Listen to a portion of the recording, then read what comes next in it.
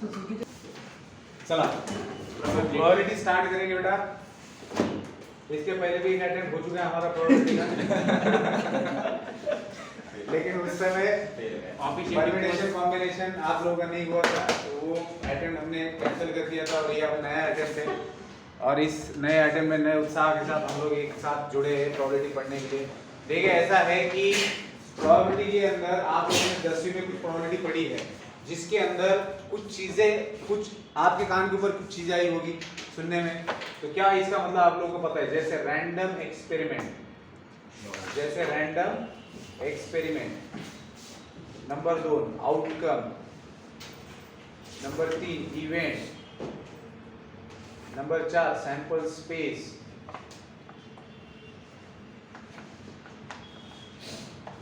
Number 3 sample space,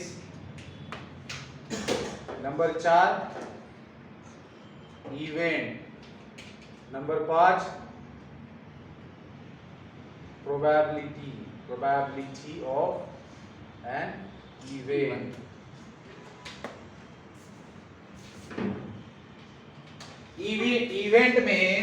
event में फिर आपने सुना होगा impossible event,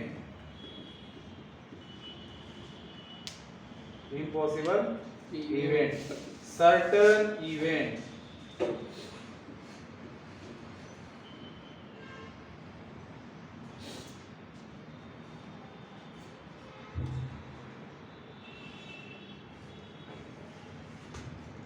mutually exclusive events, mutually exhaustive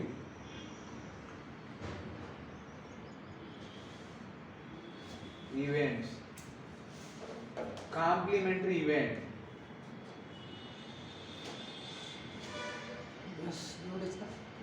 So these are some basic terminologies which are used in probability, और अगर ये पता है तो probability फाइंड आउट की जा सकती है। तो चलिए शुरुआत करते हैं रैंडम एक्सपेरिमेंट से। रैंडम एक्सपेरिमेंट एक ऐसा एक्सपेरिमेंट होता है जिसके अंदर हमें आने वाले नतीजों के बारे में तो पता होता है, लेकिन कौन सा नतीजा आएगा वो हम बता नहीं सकते। For example tossing a coin, coin toss करने के बाद हमें पता है कि या तो हेड आएगा या टेल आएगा, मतलब जो भी आउटकम आने वाला है, जो भी रिजल्ट आने वाला है वो ऑलरेडी पता होते हैं। All the possible results are known to us. आदमी कितना भी एड़ा हो उसको पता होता है कि जो भी पॉसिबल रिजल्ट्स है, जैसे कॉइन टॉस किया, जैसे फेयर डाई थ्रो किया, जैसे पत्ते के 52 पत्ते में से एक पत्ता निकाला, तो उन 52 में से एक निकलने वाले हमको पता है। उन वो जो 52 पत्ते, जो 52 कार्ड्स है, जो 52 कार्ड्स है, उन वो सारे कार्ड्स हमें पता है ना। तो हमें ये पता है कि अगर आप एक निकाल रहे हो कार्ड, तो इन 52 में, इन 52 में से कोई नहीं एक पॉसिबिलिटी आएगी। लेकिन क्या बता सकते हो कि मैंने पिंजिंग एंड निकालिंग वन कार्ड, बता सकते हो कौन सा कार्ड आएगा? नहीं। मैंने कॉइन टॉस किया आपके सामने, बता सकते हो सर्टेनली क्या आएगा? नहीं, कोई नहीं बता सकता। मैंने डाई थ्रो किया, 1 2 3 4 5 6 में से क्या आएगा बता सकते हो? नहीं।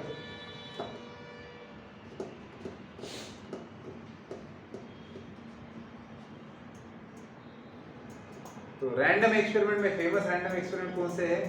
टॉसिंग ए कॉइन 2 टाइम्स और टॉसिंग ए कॉइन 3 टाइम्स। फिर दूसरा क्या है? डाई वाला, एक डाई थ्रो करेंगे, 2 डाई थ्रो करेंगे, या फिर कार्ड्स। ये 3 रैंडम एक्सपेरिमेंट फेमस होते। फिर अपने मन से बनाए गए कुछ रैंडम एक्सपेरिमेंट होते। एक आर्म है दैट कंटेन्स इतने बॉल्स ऑफ डिफरेंट कलर्स निकालने में, हाँ, या फिर कुछ इस तरीके के एग्जांपल्स होते हैं जो अपने मन से तैयार किए गए। अब तक जो आपने प्रोबेबिलिटी पढ़ी थी, तो इसके अंदर इस तरीके के रैंडम एक्सपेरिमेंट्स आते हैं। तो रैंडम एक्सपेरिमेंट का मतलब क्या है?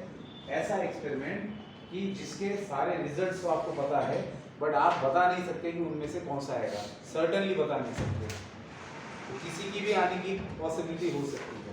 तो ऐसे एक्सपेरिमेंट को कहा जाता है रैंडम एक्सपेरिमेंट। और फिर कोई भी आपने रैंडम एक्सपेरिमेंट कर लिया, तो उससे जो रिजल्ट निकल रहा है उसको कहा जाता है उसका आउटकम। जैसे मैंने कॉइन टॉस किया, तो या तो हेड आएगा या टेल आएगा।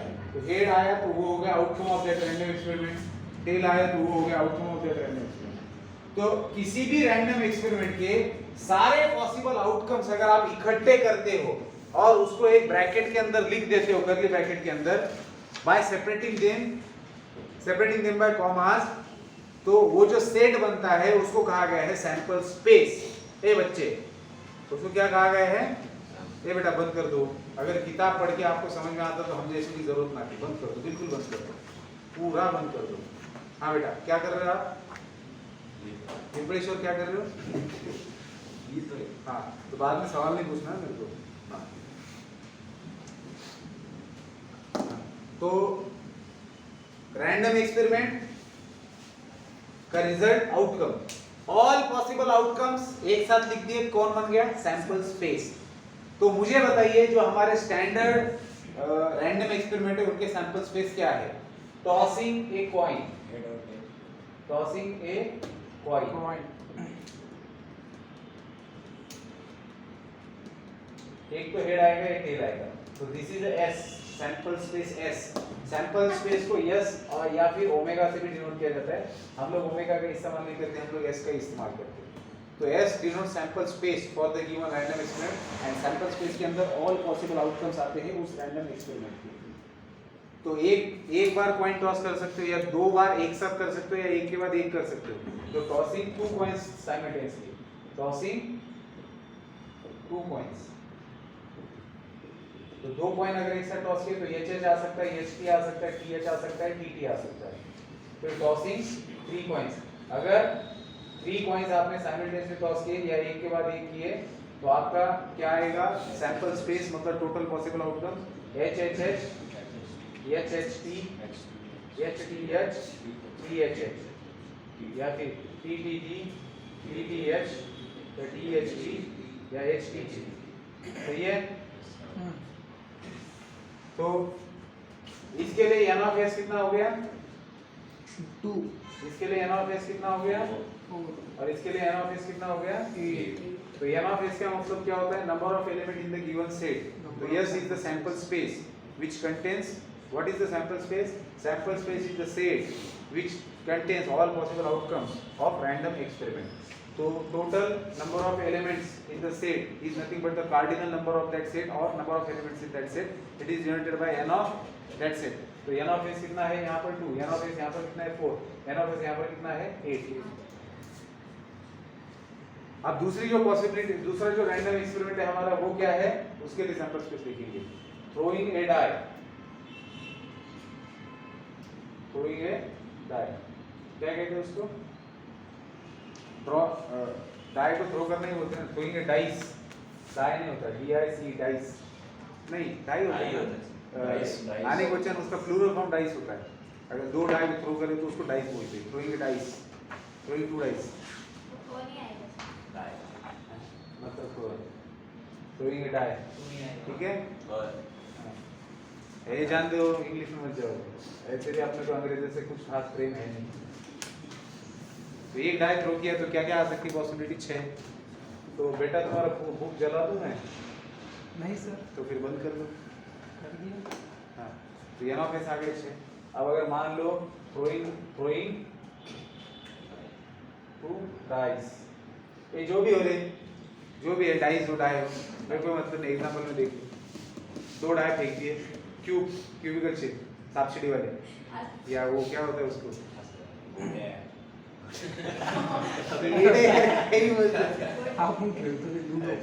अरे वो खेलते ना, और एक लूडो वाला नहीं होता, 4 घर का लूडो, लूडो में भी यूज होता है ना वो। आजकल लूडो वो चल रहा है ना। हाँ सर। हाँ, तो इसमें क्या होता है? 1 1 1 2, और ये आप लोगों को पता है 1,6। तो ऐसे ही नीचे आएंगे तो 6,1 एंड 6,6। तो टोटल आउटकम कितने होते हैं इसके अंदर? n of s is equals to 36। तो इनके ऊपर डिफरेंट बनाए जाते हैं। अब आते हैं पैक ऑफ कार्ड्स के ऊपर। तो एक जो पैक ऑफ कार्ड होता है उसके अंदर 52 कार्ड्स होते हैं, और इस 52 कार्ड्स में होते हैं 4 सूट्स, SUITs 4 सूट्स, और एक सूट के अंदर होते 13 पत्ते, ठीक है? तो एक सूट होता है हार्ड, एक तो 2 सूट्स बनते हैं रेड से, 26 पत्ते होते हैं रेड के और 26 होते हैं ब्लैक के, ठीक है? तो इन 26 में 13 होते हैं हार्ड और 13 होते हैं डायमंड के। तो ये 13 हो गए डायमंड के, 13 हो गए हार्ड के, ठीक है। फिर ब्लैक के अंदर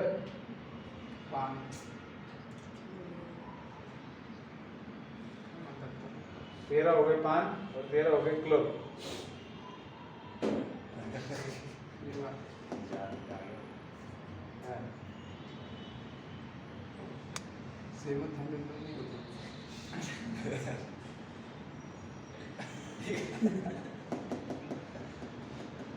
हर 13 पत्तों में ace 2 3 up to 10 jack queen king.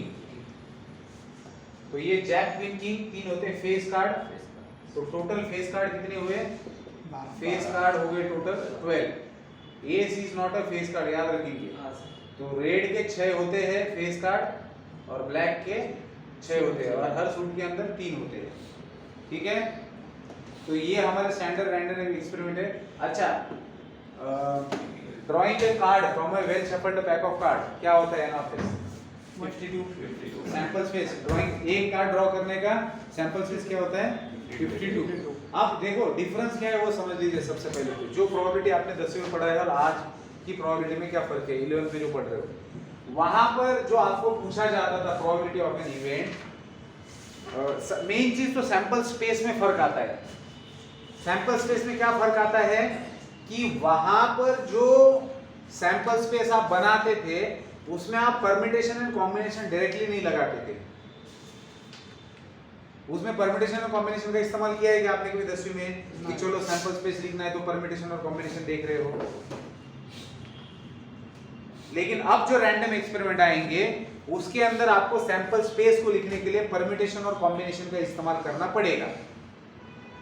मैंने बोल दिया कि मेरे पास 10 अलग अलग तरीके के जूते हैं तो मैं 4 जूतों को सेलेक्ट कर रहा हूं, तो अब मुझे सैंपल स्पेस बनाना है। आ रही बात समझ में? तो उसमें आपको 10C4 इतने एलिमेंट्स आएंगे सैंपल स्पेस के अंदर।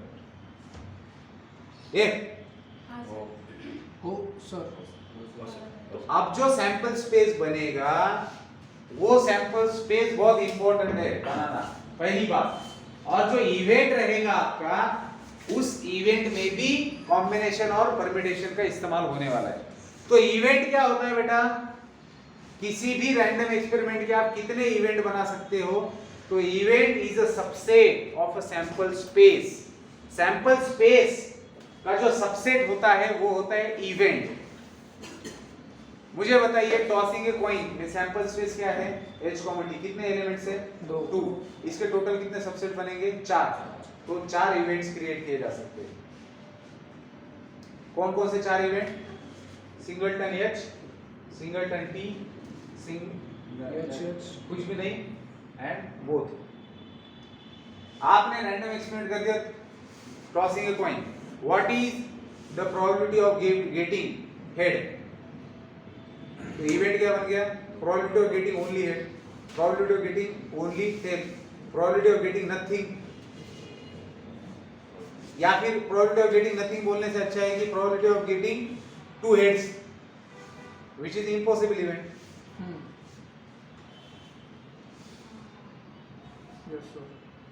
इम्पॉसिबल इवेंट हो गया ना वो। मैंने आपका पेपर ले लिया 100 मार्क का और मैं आपसे पूछ रहा हूं कि what is the probability of getting 101 mark? 0, क्योंकि वो इम्पॉसिबल इवेंट है। तो 100 मार्क का अगर पेपर ले रहा हूं तो उसके सैंपल स्पेस कितने बनेंगे? सैंपल स्पेस में कितने सैंपल पॉइंट आएंगे? 100 पॉइंट आएंगे। 1 2 अगर डेसिमल में मार्क्स नहीं दे सकते तो 1 2 3 4 5 6 ऐसा 100 तक आप लोग लेंगे पॉइंट्स। अब उसके जितने सबसेट बनेंगे उतने डिफरेंट इवेंट बनाए जा सकते हैं और किसी भी सेट के कितने डिफरेंट सबसेट बनाए जा सकते हैं अगर उस सेट के अंदर n एलिमेंट्स है तो 2n। 2n is the general formula to find total number of subsets for the given set. Total number of subsets of given set. अगर किसी सेट में टोटल एलिमेंट्स कितने हैं? अगर किसी सेट में 3 एलिमेंट्स है तो उस सेट के टोटल कितने सबसेट बनाए जाएंगे? 2 मुझे बताइए ना, अगर मेरे पास जैसे 2 एलिमेंट है तो इसके टोटल कितने सबसेट बने? 2 1 2 3 4। अगर मेरे पास किसी सेट के अंदर 3 एलिमेंट्स है तो इसके टोटल कितने सबसेट बनेंगे? सिंगलटन के तो 3 बन जाएंगे, सिंगलटन 3 बनेंगे, फिर डबलटन बनेंगे 3, a b, a comma b, b comma c, a comma c, और फिर एक एम्प्टी बनेगा और एक पूरा जो दिया गया है वो सेट, जैसे इसको ए मान ले, कहते हैं तो किसी भी सेट के कितने सबसेट बनते हैं? 2 रेशो n. मी काय म्हणतोय, इव्हेंटला कसं डिफाइन केलंय याड्यांनो? सैंपल स्पेस का कोई भी सबसेट जो होता है वो एक इवेंट डिफाइन किया जा सकता है. कळतंय का? ह्या सॅम्पल स्पेसचा सिंगलटन एच हा एक सबसेट आहे. तुम्ही काय इव्हेंट डिफाइन केला की वो कॉइन टॉस केल्यानंतर हेड भेटण्याचे चान्सेस किती आहेत? झाले एक इव्हेंट डिफाइन. एकच चान्स आहे. 4 चान्सेस मधले एक चान्स, 2 चान्सेस मधले एक चान्स, 50% प्रोबॅबिलिटी. कळतंय? इव्हेंट कळालं मग काय इव्हेंट है? Event is a subset. कितने इवेंट बना सकते हैं? जितने सबसेट है उतने. तो अगर आप सबसेट में एम्प्टी सेट लेते हो तो उसको कहेंगे इम्पॉसिबल इवेंट, और अगर आप सबसेट में पूरा सैंपल स्पेस ही ले लेते हो तो उसको कहेंगे सर्टेन इवेंट. किसको कहते हैं certain event?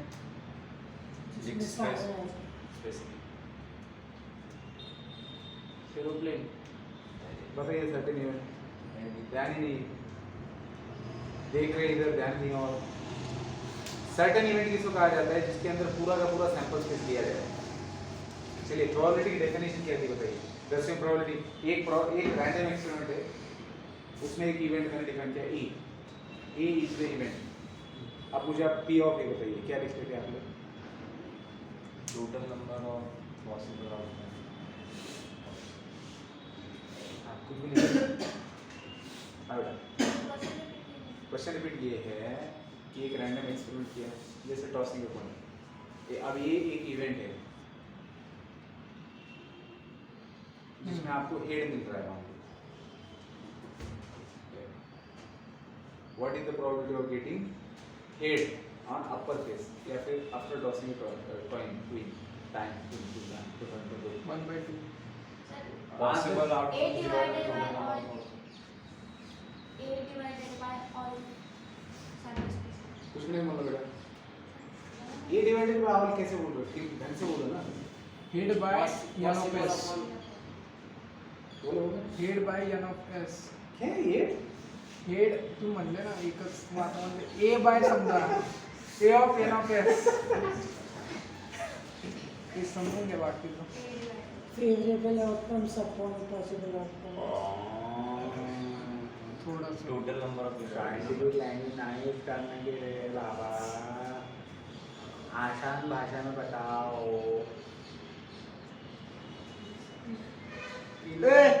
P of A is equal to n of A by n of S को आइडियल नहीं करे.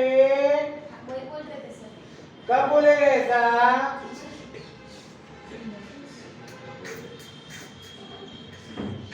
अरे एक इव्हेंट आहे रॅन्डम एक्सपेरिमेंटचा, त्याची प्रोबॅबिलिटी म्हणजे त्या इव्हेंट मध्ये येणारे sample points n of A number of elements in A divided by number of element in S.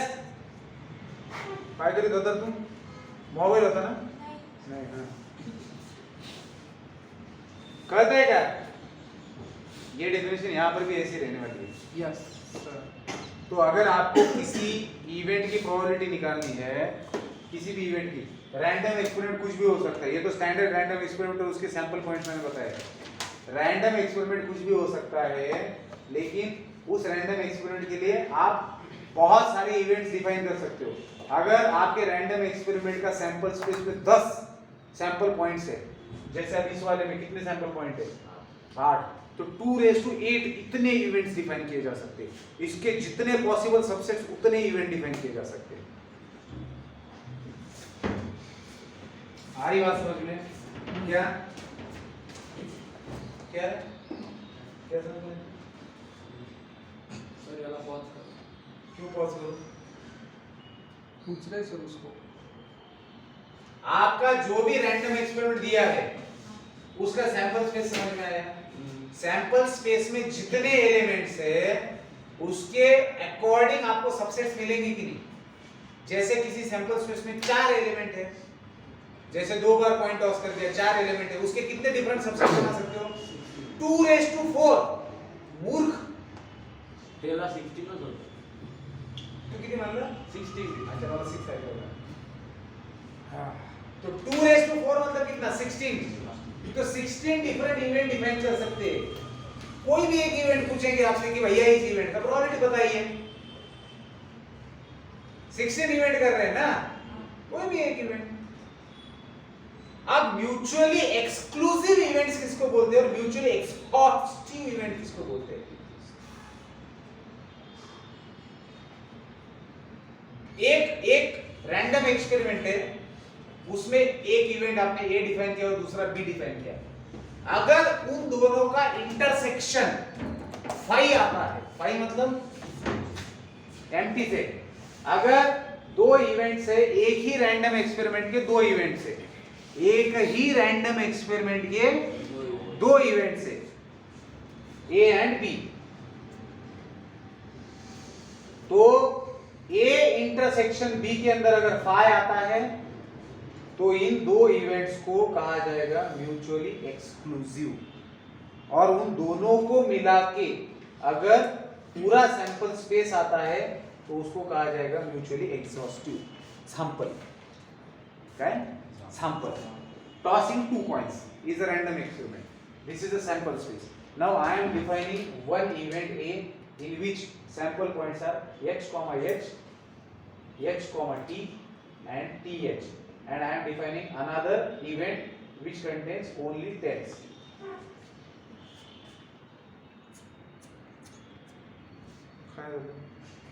बरोबर तरी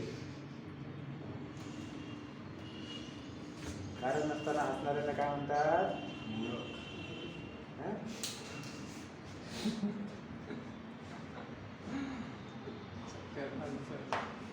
टाइम हो गया, कैलोरीज लेने के टाइम हो गया है. क्या है ना, चिल्ला तो रे बहुत, तुम लोग ध्यान नहीं देते ना, चिल्ला चिल्ला के पढ़ाना पड़ता है. तुम्ही आठवड्यामध्ये ओरडत असता सर आमच्या इथे. काय तुमच्या इथे नाही वाढवलं लागलं? एवढं नाही. काय एवढं नाही. काय तुम्हाला तर करायचं समजून तुम्हाला? सांगण्याची जास्ती एनर्जी जाते. नुसता पाणी पितो दिवसभर.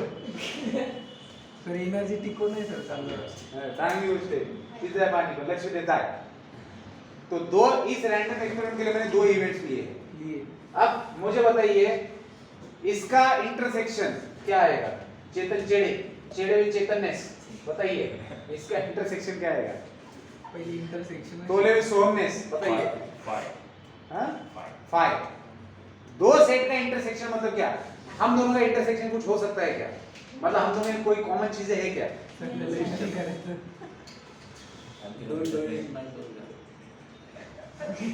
तो कोई भी दो सेट्स में जो कॉमन पॉइंट्स होते हैं तो वो आते हैं उसके इंटरसेक्शन में, और ये इंटरसेक्शन का साइन है. तो ए के अंदर ये तीन एलिमेंट्स है. क्या इसमें से कोई भी एलिमेंट इसके अंदर दिख रहा है या बी के अंदर का एलिमेंट यहाँ दिख रहा है? तो दोनों सेट में जितने कॉमन एलिमेंट्स होते हैं वो इंटरसेक्शन के सेट में आते हैं. इस सेट में और इस सेट में एक भी कॉमन नहीं है. अगर मान लो मैं यहाँ पर h ले लेता तो इन दोनों का इंटरसेक्शन क्या आता है? एक एलिमेंट आता है h जो दोनों में कॉमन है. लेकिन अभी है क्या कोई? तो जब आप किसी भी रैंडम एक्सपेरिमेंट के ऐसे दो इवेंट लेते हो कि जिन दो इवेंट्स का इंटरसेक्शन फाई आता है, मतलब नल सेट आता है, मतलब एम्प्टी सेट आता है, तो उन दो इवेंट्स को कहा गया है म्यूचुअली एक्सक्लूसिव इवेंट. और अगर कोई दो सेट ऐसे लेते हो कि उन दोनों का यूनियन, जैसे अब इन दोनों का यूनियन क्या आ रहा है? पूरा सैंपल स्पेस आ रहा है. अगर यूनियन मतलब दोनों को इकट्ठा लिख देना. एक हे नालायक खाली पाहते, बेंचवर काहीतरी करते. हे नालायक पुस्तकात काहीतरी करायचं, ते उत्तर लिहू राहिले. म्हणजे मी माझी एनर्जी याच्यात घालायची. हॉबड्यानं तुम्हाला इकडे लक्ष द्या म्हणलं तर काय खाली पाहते रे? लहान आहेत तुम्ही आता. खाण्यात चालू अर्धा तास खाली मी कंटिन्यू पहिले सांगितलं. लक्ष द्या. हा सांगा मला ए युनियन बी काय आहे? मातोडे सॅम्पल स्पेस आहे ना, का करत ए आणि बी ला युनियन मध्ये एकत्र केलं तर अख्खे एलिमेंट भेटायले सॅम्पल स्पेसचे. गरजेचं आहे का अख्खे भेटावे? एक इव्हेंट सिंगलटन घेतला, दुसरा इव्हेंट सिंगलटन सेट घेतला, दोन्हीचं युनियन केलं, दोनच एलिमेंट येतील. गरजेचं आहे का प्रत्येक वेळेस येईल? पण ज्या ज्या वेळेस येईल त्या वेळेस त्या इव्हेंटला काय म्हणणार, ते दोन्ही इव्हेंट काय झाले, mutually exhaustive event.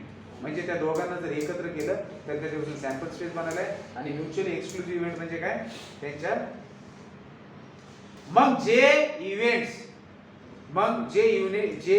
Mutually exclusive असतात आणि एक्झॉस्टिव्ह सुद्धा असतात.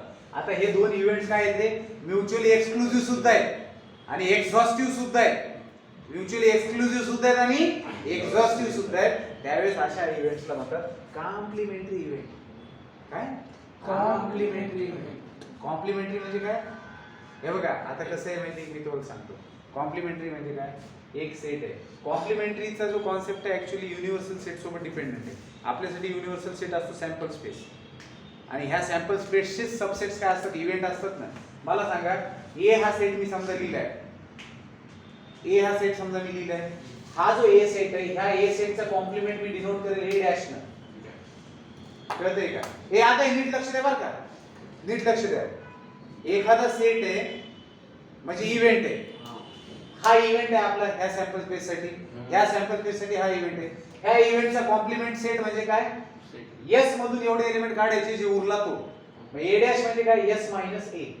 एस म्हणजे सॅम्पल स्पेस, त्याच्यातून ए मधले एलिमेंट काढले जो उरला तो. मग ए डॅश काय आला रे, नुसतं किती लिहावं लागेल, म्हणून मी याला काय म्हणतो कॉम्प्लिमेंट. कळतंय का, हो लक्षात येते का. हो. म्हणून कॉम्प्लिमेंट इव्हेंटला काय म्हटलेले, दोन इव्हेंटला कॉम्प्लिमेंट कधी म्हणले, जर ते म्युच्युअली एक्सक्लुझिव्ह असतील आणि एक्झॉस्टिव्ह. आता म्युच्युअली एक्सक्लुझिव्ह, आता एक्झॉस्टिव्ह मध्ये असं होऊ शकतं का, नुसतं म्युच्युअली एक्झॉस्टिव्ह असेल तर चालेल का. नुसतं म्युच्युअली एक्झॉस्टिव्हचा अर्थ काय, दोन्हीचं सम सॅम्पल स्पेस आलं पाहिजे. मग असं होऊ शकतं की मी एका इव्हेंट मध्ये 3 एलिमेंट घेतले, दुसऱ्यामध्ये मी 3 घेतले, तर दोन्हीचे मिळून 4च घेणार आहे. सेट मध्ये एलिमेंट रिपीट करत नाही, पण ते म्युच्युअली एक्सक्लुझिव्ह असतील का रे, कारण दोन्ही मध्ये 2 कॉमन येतील का नाही. इकडे बी 3 घेतो, इकडे बी 3 घेतो, 2 कॉमन येतील का नाही. हो. मग नुसतं म्युच्युअली एक्झॉस्टिव्ह असेल तर त्याला आपल्याला म्हणता येईल का नाही. कॉम्प्लिमेंट. आणि नुसते म्युच्युअली एक्सक्लुझिव्ह असेल तरी म्हणता येईल का, नाही का, कारण तुम्ही एच एच घेतला एका सेटमध्ये, दुसरे टी घेतला, तरी त्यांचं इंटरसेक्शन एमटीच येणार आहे, पण त्यांचं ते म्हणून त्यांना कॉम्प्लिमेंटरी म्हणता येईल का. नाही. मग सिंपल जर समजायचं झालं तर कॉम्प्लिमेंटरी इव्हेंट कोणता असतो एखाद्या इव्हेंटचा, तर जो इव्हेंट दिलेला आहे त्याच्यातले एलिमेंट्स सॅम्पल स्पेस मधून वजा करा, जेवढे उरले ते त्याचे कॉम्प्लिमेंटरी इव्हेंट मधले एलिमेंट झाले. मी हे का सांगतोय, कारण तुमच्याकडं जर तुम्ही ए इव्हेंटची प्रोबॅबिलिटी काढली काहीतरी, समजा एक सॅम्पल स्पेस आहे तुमच्याकडे रॅन्डम एक्सपेरिमेंटचा, त्या रॅन्डम एक्सपेरिमेंट साठी एक इव्हेंट डिफाइन केलाय, त्याची तुम्ही समजा प्रोबॅबिलिटी काढली 3/4, त्याची प्रोबॅबिलिटी 3/4 आहे, तर त्याचा जो कॉम्प्लिमेंटरी इव्हेंट असेल दॅट इज ए डॅश, तर त्याची प्रोबॅबिलिटी तुम्ही 1 - 3/4 लिहू शकता. त्याचं कारण काय आहे, ज्यावेळेस दोन इव्हेंट्स म्युच्युअली एक्सक्लुझिव्ह आणि एक्झॉस्टिव्ह असतात, म्हणजे ज्यावेळेस दोन इव्हेंट्स कॉम्प्लिमेंटरी इव्हेंट्स असतात, त्यावेळेस ए प्लस ए डॅश काय भेटत असते तुम्हाला, एस सॅम्पल स्पेस भेटत असतो ना. मग प्रोबॅबिलिटी कुठल्याही इव्हेंटची प्रोबॅबिलिटी जास्तीत जास्त 1 असते आणि कमीत कमी 0 किंवा 0 पेक्षा मोठी असते. 1 or less than 1 आणि 0 or greater than 0. प्रोबॅबिलिटी 1 कधी येते, जेव्हा n of s by n of s असतं, त्यावेळेस कॅन्सल होऊन प्रोबॅबिलिटी 1 येते. तुम्ही मला सांगा प्रोबॅबिलिटी 1 पेक्षा जास्त असू शकते का रे, म्हणजे कधीच प्रोबॅबिलिटी 5/4 अशी येणार नाही, कारण खालचा हा नेहमी मोठा असणार, डिनॉमिनेटर हा न्यूमरेटर पेक्षा मोठाच असणार, म्हणजे तुमची प्रोबॅबिलिटी नेहमी फ्रॅक्शन मध्ये येणार. कळतंय का. हो. कारण की तुम्ही मला सांगा ना, तुमचा इव्हेंट हा सबसेट आहे ना सॅम्पल स्पेसचा, वरचा नंबर कधी भी मोठा येऊ शकतो का, कळतच नाही रे तुम्हाला. कळतंय सर. P of A जर मी n of A by n of s define करायलो, P of A ला मी n of A by n of s define करायलो, मग मला सांगा s मध्ये 10 एलिमेंट आहेत, तर A मध्ये 10 पेक्षा कमीच येतील ना, किंवा 10 येतील नाहीत नाही. हो सर. 10 येतील नाही तर 10 पेक्षा कमी येतील.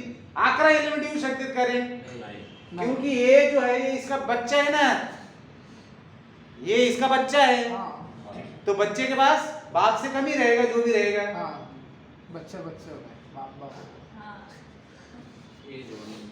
तो न्यूमरेटर हमेशा छोटा होता है या इक्वेट रहेगा उससे, डिनोमिनेटर से. डिनोमिनेटर जो होता है डिनोमिनेटर,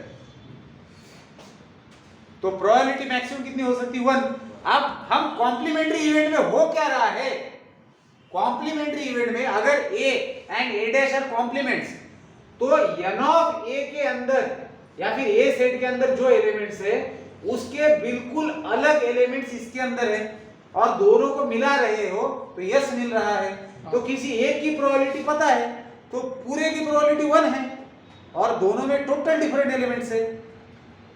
जैसे मान लो मेरे पास 1 2 3 4 5 है तो a के अंदर अगर मैंने 1 2 लिया तो a डैश के अंदर मैं क्या लूंगा 3 4 5 लूंगा।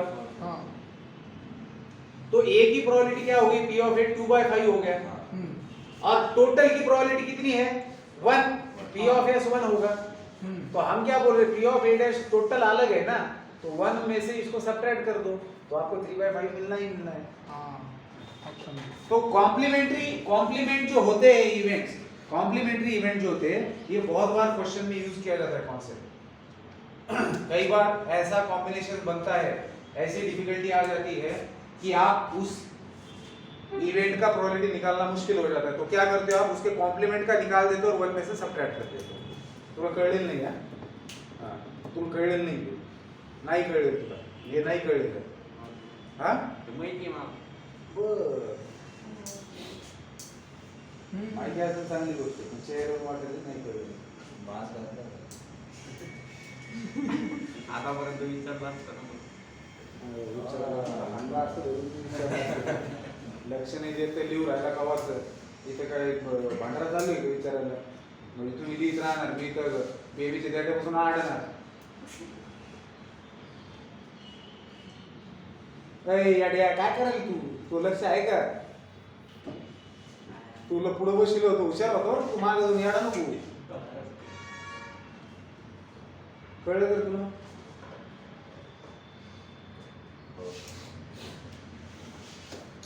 तुम्हाला mutually exclusive mutually exhaustive complementary event कळलेत का हो नाही कळले तिला नाही कळलं बाबा हा बोल तुला मी नाही कळलं चालेल हे लिहा की तुम्हाला मला सगळे एकदा भेटावं लागेल हे लिहा मी परत एकदा सांगतो व्यवस्थित सांगतो फक्त लक्ष द्या नाही तो असा मारीन ना भेटायला नाही सांगितलं मी टाईप ठीक है बरं केलं सांगितलं चला मी परत एकदा तुम्हाला मैं फिर एक बार आप लोगों को mutually exclusive exhaustive complementary event समझा देता हूं और फिर हम लोग क्या करेंगे हम लोग फिर एग्जांपल सॉल्व कर सकते हैं ठीक है ना हाँ तो देखिए म्यूचुअली एक्सक्लूसिव इवेंट तो आपको समझ में आ गया ना इवेंट समझ में आ चुका है प्रोबेबिलिटी का मतलब समझ में आ चुका है चलिए तो मैं एक काम करता हूँ किसी रैंडम एक्सपेरिमेंट के लिए एक सैंपल स्पेस लेता हूँ एग्जांपलच घेऊन टाकायचं मूर्ख एग्जांपल ही तो ले रहा हूँ क्लास का थोड़ा नहीं वैसे नहीं लिया जा सकता टेक्स्ट बुक में से नहीं म्यूचुअली एक्सक्लूसिव और एग्जॉस्टिव इवेंट बताने तो टेक्स्ट बुक में से कैसे लेंगे रैंडम ले लेते हैं ना अरे कोई भी एक रैंडम एक्सपेरिमेंट है रैंडम का नाम ही है एक्सपेरिमेंट रैंडम एक्सपेरिमेंट तो किसी भी रैंडम एक्सपेरिमेंट का सैंपल स्पेस है ए बी सी डी ठीक है हो हो 4 लेटर्स है उसके अंदर 4 लेटर्स है सैंपल स्पेस के अंदर है अब आपने एक इवेंट डिफाइन किया इसके ऊपर टोटल कितने इसके ऊपर टोटल कितने इवेंट डिफाइन किए जा सकते हैं टोटल इवेंट्स 2 मतलब 16 इवेंट्स डिफाइन किए जा सकते हैं उसमें से मैंने एक इवेंट किया ए जिसके अंदर एलिमेंट्स आते हैं ए एंड बी ठीक है यस सर और बी एक इवेंट मैंने डिफाइन किया जिसके अंदर एलिमेंट आ रहे हैं सी एंड डी अब मैं आपसे ये कह रहा हूं कि किसी भी रैंडम एक्सपेरिमेंट में अगर दो ऐसे इवेंट है कि जिनका इंटरसेक्शन एम्प्टी सेट आ रहा है और जिनका यूनियन पूरा सैंपल स्पेस आ रहा है तो ऐसे इवेंट्स को इवेंट ए एंड बी ऐसे इवेंट को कहा जाता है म्यूचुअली एक्सक्लूसिव रीजन क्योंकि दोनों इवेंट्स में कुछ भी सेम नहीं है और इन दोनों का सम सैंपल स्पेस आता है तो उसको कहते हैं म्यूचुअली एक्सॉस्टिव। अब इसमें मजा देखिए मैं जो कह रहा था कि अब दो इवेंट्स ऐसे भी हो सकते हैं कि जो म्यूचुअली एक्सक्लूसिव है लेकिन म्यूचुअली एग्जॉस्टिव नहीं है और कुछ इवेंट्स ऐसे भी हो सकते हैं जो म्यूचुअली एग्जॉस्टिव है लेकिन एक्सक्लूसिव नहीं। फॉर एग्जांपल मैंने सी चलिए सी ले सकते हो ना हाँ सी सेट लिया जिसके अंदर एलिमेंट है ए और डी सेट है जिसके अंदर एलिमेंट है बी। अब मुझे बताइए सी इंटरसेक्शन डी क्या आता है? 5। क्या दोनों में कोई कॉमन है? नहीं। म्यूचुअली एक्सक्लूसिव है। हाँ। लेकिन क्या इनका यूनियन सैंपल स्पेस आता है? नहीं। तो ये दो events C and D are two events which are mutually exclusive but not mutually exhaustive.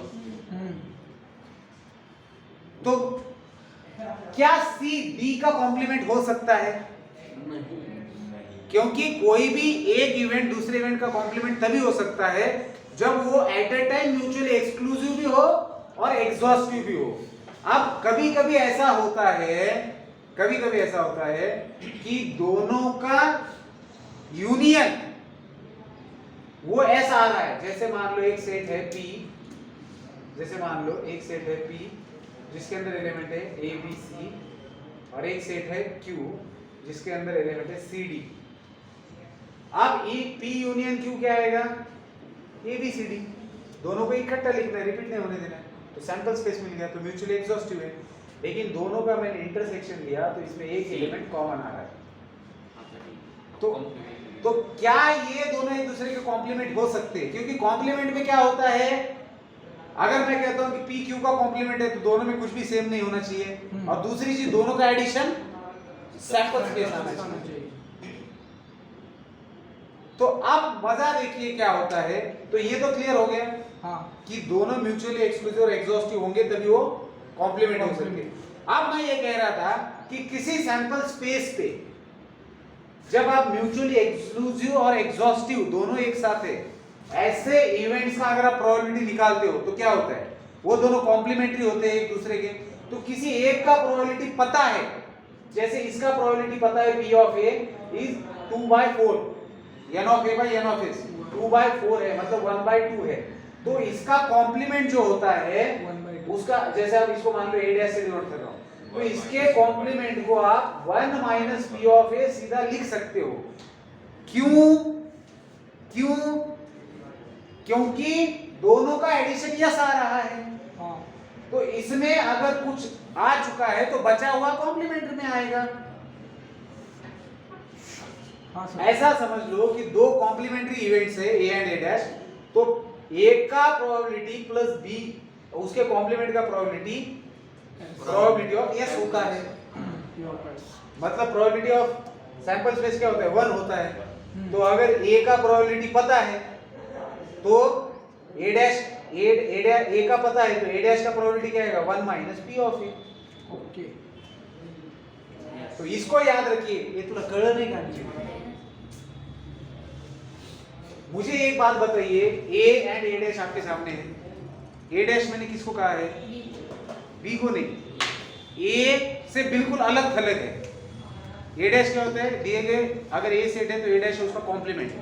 अब जब मैं कॉम्प्लीमेंट कहता हूं तो उसका मतलब क्या होता है? एक सेट है, उसका जो कॉम्प्लीमेंट्री सेट होता है तो उन दोनों का इंटरसेक्शन एम्प्टी आता है और दोनों का यूनियन सैंपल स्पेस आता है या यूनिवर्सल सेट आता है। तो ऐसा याद रखो कि जब भी दो सेट्स एक दूसरे के कॉम्प्लीमेंट होते हैं तो दोनों के प्रोबेबिलिटी का एडिशन 1 आता है या प्रोबेबिलिटी ऑफ सैंपल स्पेस आता है। क्यों? क्योंकि इसके अंदर के एलिमेंट्स और इसके अंदर के एलिमेंट्स का एडिशन ये आ रहा है ना, और दोनों में कोई कॉमन भी नहीं है। हाँ सर। हो सर। हो sir. Ji Guruji.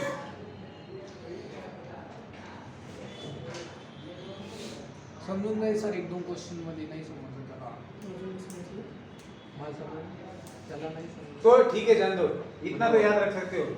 P of A plus P of A dash is 1 और A and A dash are complementary events। और complementary किसको कहा जाता है? If both the events are mutually exclusive and exhaustive। रहेगा याद में? तो ये लिखना है। तो ये आ गया ना समझ में? हो सर। तो अब मैं क्या करता हूँ, अब इसमें अब बताने जैसा कुछ नहीं है। ये भी एक और फैक्ट मैंने बताई थी जिसको लिख लिया आप लोगों ने कि किसी भी इवेंट का प्रोबेबिलिटी 0 और 1 के बीच में लाई करता है। हाँ, ये इंपॉर्टेंट है, इसको लिख लो। ठीक है,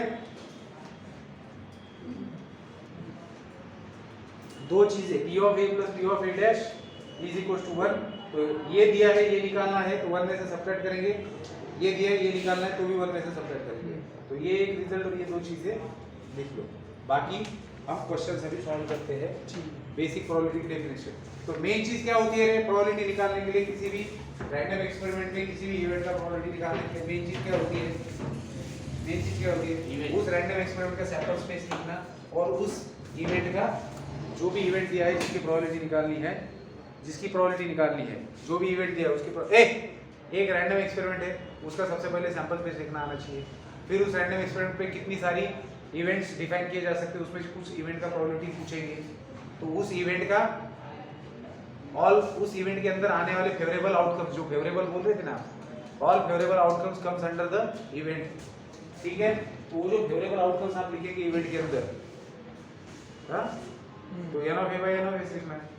तो दिए गए इवेंट यस के अंदर के सारे एलिमेंट्स, हाँ सर। हाँ सर। ए रुद्र तुझा आहे रे सर हे काय रे? ते यांना हे सांगितलेलं त्यांनी फक्त नोटेशन काय काय तुम्ही 11 पर्यंत हा ते मी एक्झाम्पल मध्ये सांगून दे। हा लिहून घ्यायचं नाही ए युनियन बी म्हणजे काय असते, जी ऑर वाली कंडिशन असते ना आपली, ऍटलिस्ट ऍटलिस्ट वाली, ते घ्यायचे ते एक्झाम्पल समजून जातं। और इंटरसेक्शन जे असतं, युनियन घेतलं तर त्यांच्यामधलं कॉमन डबल मोजा जाईल, फक्त हा. मायनस करायचं सोपी गोष्ट आहे. शांत भेटतच नाही घे। आणि बराबर बोललो सर. ते बी असं आहे, पण ते एक्झाम्पल मध्ये अर्थ जुळून जातं। हा ठीक आहे, हा, चला आता बघा मी बेसिक डेफिनेशन सगळ्यात पहिला क्वेश्चन आणि पाचवा क्वेश्चन दोन्ही एकाच धरतीवर आहे, दोनों भी एक ही धरती पर है। पहला क्वेश्चन और पांचवा क्वेश्चन क्या हुआ? देख रहा सर। आओ क्या टाइम देख रहा कि चालू एक देख रहा? ए आता पहिल्या क्वेश्चन मध्ये प्रॉब्लेम काय आला होता ते लक्षात घ्या। आता आपल्याला परम्युटेशन कॉम्बिनेशन चांगले शिकलेले आहेत आपण। Yes. पहिल्या प्रश्नामध्ये वर्डिंगचा प्रॉब्लेम आहे। वर्डिंग काय आहे? त्यांनी सिलेक्शन हा शब्द वापरल्यामुळे आपण गोंधळलो, पण त्याचा अर्थ आपण काय घेणार आहे ते लक्षात घ्या। बघा, आणि आपल्याला काय करायचं, पहिले 5 प्रश्नात फक्त सॅम्पल स्पेस लिहायचे, बरोबर आहे? देयर आर 4 पेन्स, आपल्याकडे किती पेन आहेत रे? 4. कोण कोणत्या वेगवेगळ्या कलरचे? एक्सरसाइज 9.1 9.1 एक कशाला वाजवतो रे? Question number 1, there are 4 pens, red, green, blue and purple. and purple and purple. There are 4 pens of these 4 colors. A desk drawer of which 2 pens are selected at random one after the other with replacement. State the sample space and the following events. दोन event सुद्धा दिलेले ए, ज्याच्यामध्ये काय म्हटलेले आहे? A event, Selecting at least one red pen. A is the event at least One One. red pen. Red pen, आणि b event आहे 2 pens of the same color. 2 pens Of same color not selected. of Same color not selected. आता भाषा लक्षात घ्या, 4 वेगवेगळ्या कलरचे pen दिलेले आहेत, तुम्हाला सिलेक्शन करायचे 2 पेनचे, आणि विथ रिप्लेसमेंट आहे। ह्याच्या 2 गोष्टी लक्षात घ्या। ह्याच क्वेश्चन मध्ये जर विदाउट रिप्लेसमेंट म्हणले, विदाउट Repetition. रिप्लेसमेंट आणि विथ रिप्लेसमेंट, तर सगळ्यात पहिले हे समजून घ्या इथं की हे कॉम्बिनेशनचा प्रश्न नाही, हा सिलेक्शनचा प्रश्न नाही। घोळ कुठं झाला की त्यांनी म्हटलं की 4 पेन दिलेले आणि we have to select one after the other. आपल्याला वाटलं 4 मधून 2 सिलेक्ट करायचे, आपण म्हणणार 4C2 म्हणजे होणार 4 × 3 2 × 1 म्हणजे फक्त 6 कॉम्बिनेशन भेटणार आपल्याला। पण ज्या वेळेस तुम्हाला असा प्रश्न विचारतील की बाबा 4 गोष्टी दिल्या, 10 गोष्टी दिल्या, त्यातल्या 4 सिलेक्ट करायच्या, 5 करायच्या, 3 करायच्या विथ रिप्लेसमेंट किंवा विदाउट रिप्लेसमेंट, त्यावेळेस ते परम्युटेशन बद्दल बोलतात, त्यांना अरेंजमेंटशी घेणं नाही। कॉम्बिनेशन मध्ये रिपिटेशन वगैरे येत नाही. हा, त्यांना अरेंजमेंटशी घेणं नाही। मग आपल्याला चांगलं माहिती की when we have n different objects and taken r at a time, at that time what happens? NPR. Without repetition, first space, there are r spaces, we feel first phase in n different ways. N This will minus be one. in n minus 1. But when repetition is allowed, N. we have r places. First will be played in N. n ways. Second will be played N. n ways. There are n raised to r हाँ different arrangements. Yes sir अब इसमें क्या हो रहा है, आपके पास 4 pen है अलग अलग कलर के, 4 में से 2 ही लेने हैं, लेकिन रिपीटेशन अलाउड है, तो आपके पास 2 डिब्बे हैं भरने के लिए, 4:2 तो पहला भरा जाएगा 4 से, रिपीटेशन अलाउड है तो दूसरा भी भरा जाएगा 4 से, तो आप लिख सकते हो 4:2 दैट इज 4:6 है, तो दिस इज एक्चुअली 4p4 नहीं 4p4 नहीं 4:2 भी बोल सकते हाँ, हैं, इसको ऐसा नहीं बोल सकते, n:2 ही रिपीटेशन में सीधा बोल सकते हैं, रिपीटेशन में सीधा बोलेंगे n:2 2 यस सर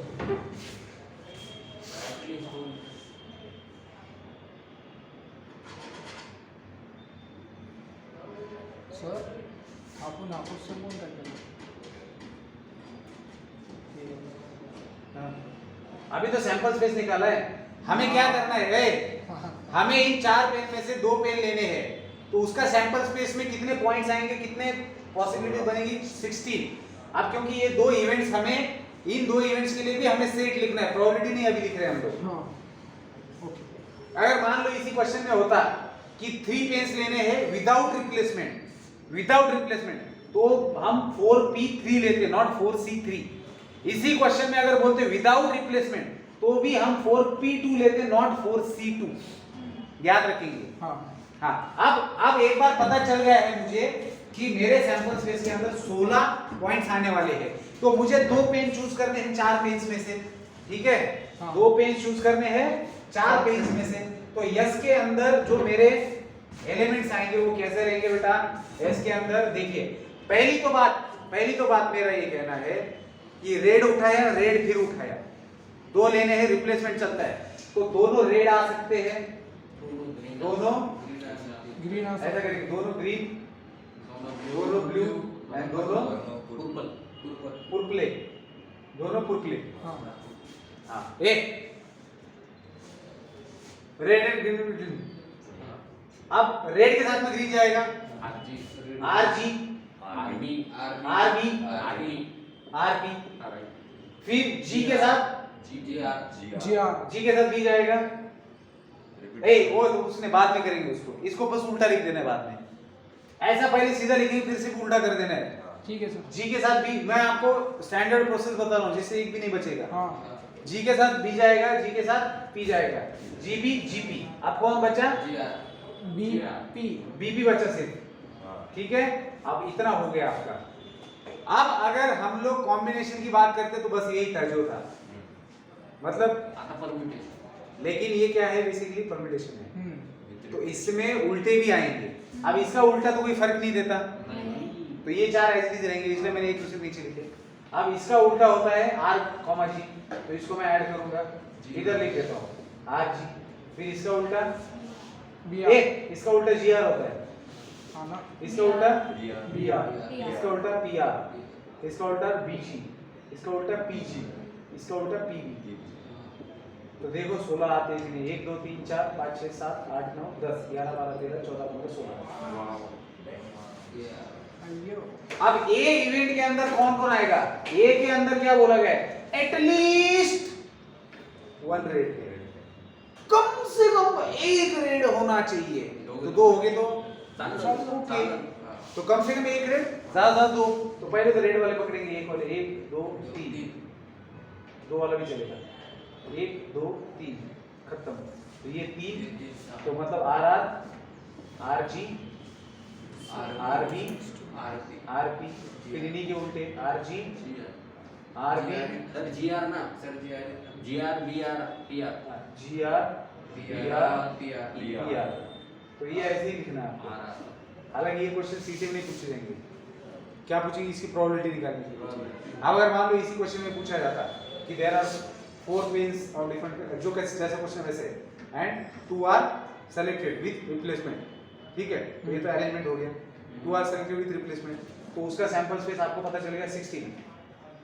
तो अब उन्होंने पूछा है कि what is the probability of the following events, तो इस इवेंट की प्रोबेबिलिटी क्या है कि एटलीस्ट 1 रेड पेन आएगा, तो इसकी प्रोबेबिलिटी होगी, इसके अंदर n ऑफ a क्या हो गया है, 7/16 1 2 3 4 5 6 7 7, और एन ऑफ एस क्या है हमारे पास 16, एन ऑफ एस है 16, तो पी ऑफ ए क्या हो गया है 7/16। 60 लेकिन हमें इस क्वेश्चन के अंदर प्रोबेबिलिटी नहीं पूछी, लेकिन कोई फर्क नहीं पड़ता, हम निकाल सकते हैं, इवेंट है तो प्रोबेबिलिटी निकालेंगे। हाँ। चलिए बी की प्रोबेबिलिटी बताइए, बी वाला जो इवेंट है उसमें कौन कौन आएगा, क्या बोला है, 2 pains of same colour not selected, एक ही कलर के 2 नहीं चाहिए, तो इन 4 को हटा दो, 12, बाकी बचे 12, बाकी ये पूरे के पूरे क्या आएंगे, 12, ये पूरे के पूरे होंगे बी इवेंट के, तो पी ऑफ पी क्या आ जाएगा, पी ऑफ पी क्या आएगा 12/16 दैट इज 3/4।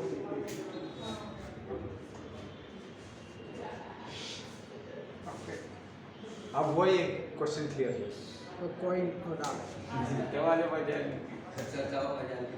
तो माझी मजा आली, कारण मी बी तुमच्यासारखं येडा होतो ना, यस सर मला वाटलं तुम्हाला माहिती असेल काही ना काही परम्युटेशन कॉम्बिनेशन, आम्ही शिकलो तुम्ही नव्हते शिकले, हे याला तुम्ही त्यांना त्याचं इकडून मी अपेक्षा नाही करत, ते भरकटलेली पतंग घेतो, कटी पतंग, या झाडावर त्या झाडावर. तो इसको लिखना है या मेरा मुंह देखना है, या तू जा नाही नाही जायचं म्हणजे क्वेश्चन झाल्यावर सगळे